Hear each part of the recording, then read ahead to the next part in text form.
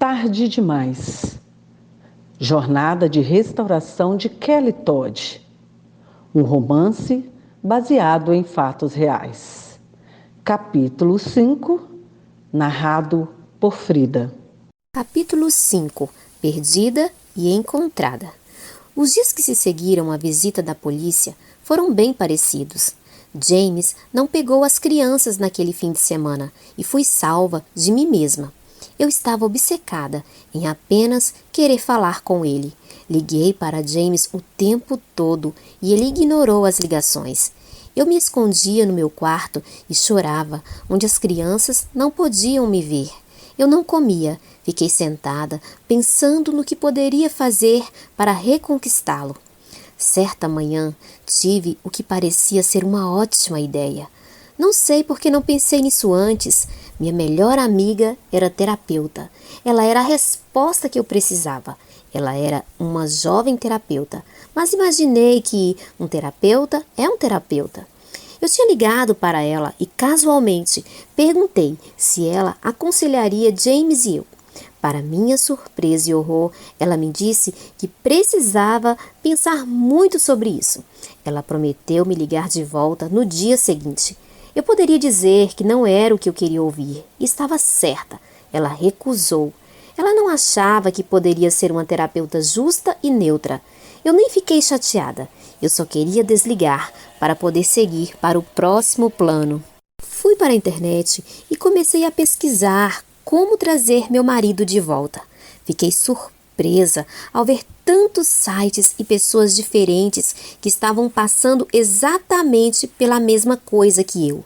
Encontrei um site que prometia acender o fogo entre mim e meu marido. Os depoimentos pareciam intermináveis. Estava convencida. Tudo o que eu precisava fazer era encomendar o livro de atividades e o pacote de CDs. Se eu fizesse o pedido nos próximos dias, teria uma consulta pessoal gratuita.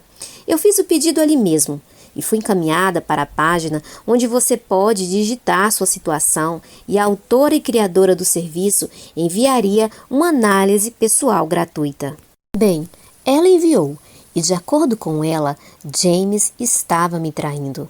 Mas nem tudo estava perdido. Se eu seguisse seu pacote passo a passo, ele estaria comendo na palma da minha mão. Nossa vida amorosa com certeza iria pegar fogo. Finalmente recebi o pacote e era bonito e cheio de coisas. Comecei a ler o pacote e a ouvir os CDs. Eu deveria escrever uma carta para ele. Eu fiz. Ele veio buscar as crianças naquele fim de semana e eu coloquei a carta em seu carro enquanto carregava as crianças.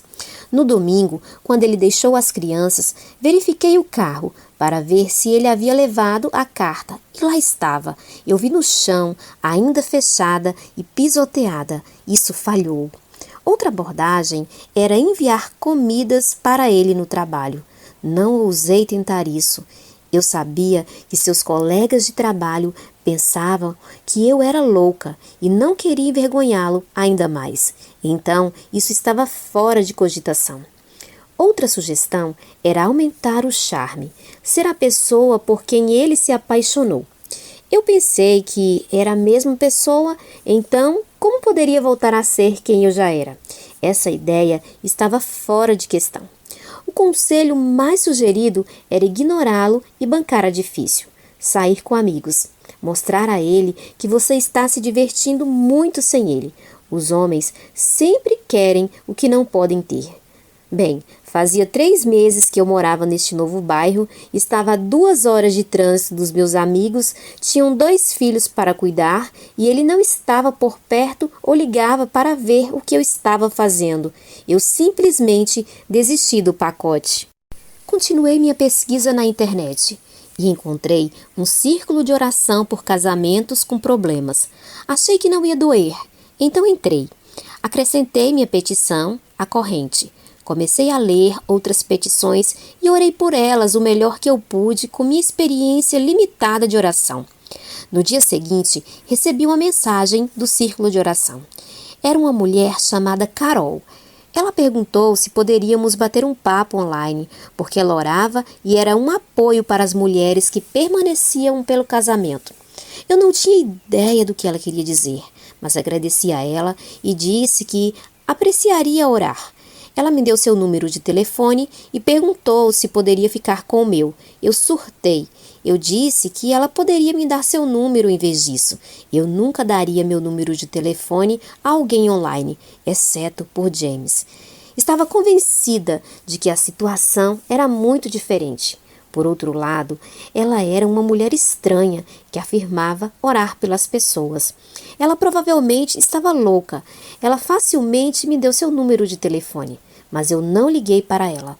Ela parecia muito ansiosa para me ajudar e isso me assustou além da conta. No dia seguinte, ela me mandou um e-mail novamente e pediu meu endereço, porque ela tinha alguns livros que ela queria enviar para mim. Eu disse a ela que não estava à vontade com estranhos na internet pedindo meu endereço, a menos que fosse James que quisesse me enviar um pacote. Perguntei a ela o nome dos livros que eu mesma os compraria. Ela gentilmente me enviou a lista e o nome dos autores. Houve uma necessidade irresistível de ligar para ela, o que só poderia dizer que vinha de Deus. Não consegui explicar por que queria falar com ela, então liguei.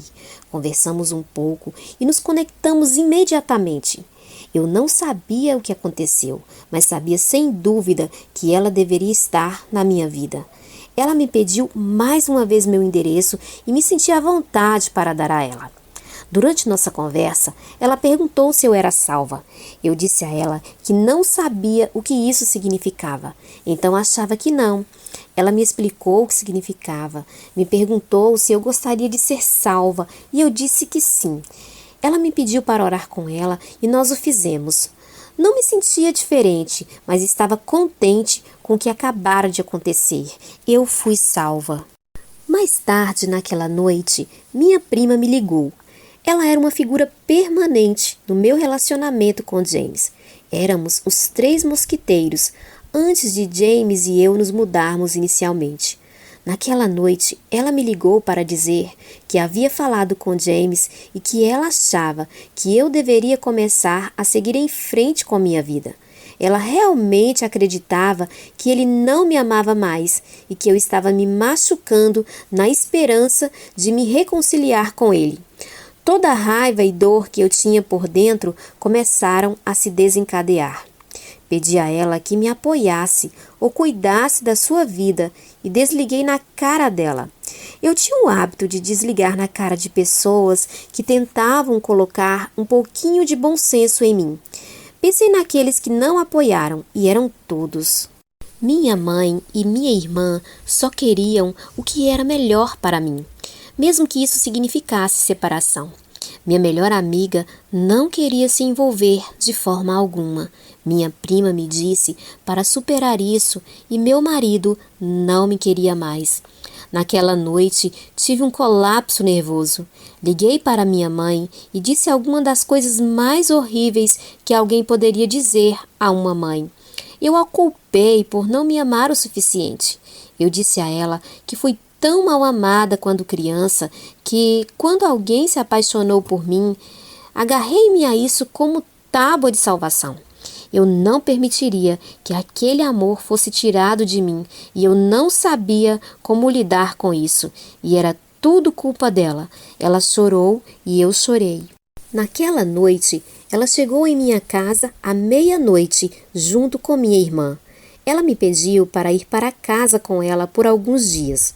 Ela arrumou as crianças e eu fui com ela. Eu chorei durante todo o caminho. Eu fiquei lá por 3 dias.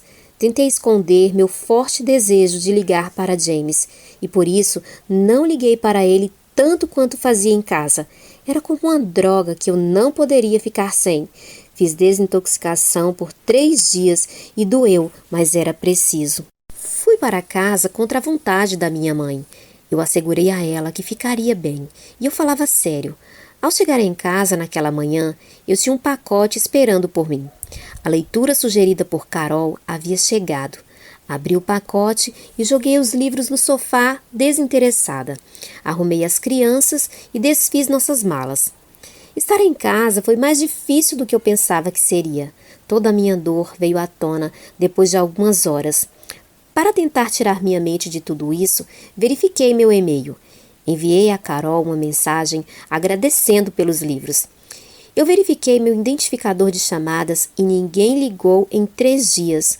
Nem uma única pessoa ligou. Isso me deprimiu. Já era de tarde e, mais uma vez, peguei os livros que Carol havia enviado. Entre todos eles estava um livro rosa e branco intitulado Como Deus Pode e Vai Restaurar Seu Casamento. O título me pegou desprevenida. A autora deste livro teve a coragem de proclamar na capa de seu livro que Deus restaurará meu casamento. Ela parecia tão certa, eu queria tanto acreditar nisso que decidi ler. Passei a noite inteira lendo como Deus pode e vai restaurar seu casamento. Fui atraída para o livro e não consegui largá-lo. Tive algumas horas de descanso e acordei com um pensamento na cabeça. Termine o livro. Terminei o livro naquela tarde. Liguei para Carol e disse a ela que tinha lido o livro de Ericelli e que me sentia uma nova pessoa.